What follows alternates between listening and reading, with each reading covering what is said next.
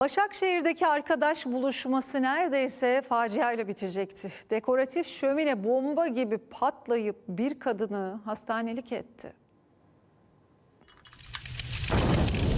Alev alev yanıyordum. Yandığımı da fark etmedim.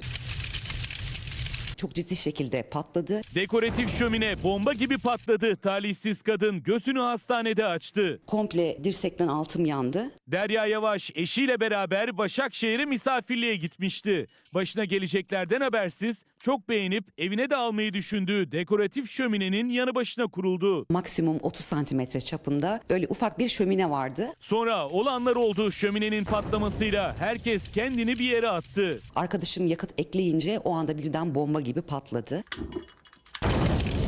O panikle yandığımı bile fark etmedim. O patlayınca ben refleksle şöyle yaptım. Şu bölgem komple yandı. Yangın söndürme tüpüyle ancak müdahale edip söndürebildiler. Şömine mağduru kadının tedavisi sürüyor. Bomba atılmışa dönen salondaki eşyalarsa kullanılamaz hale geldi.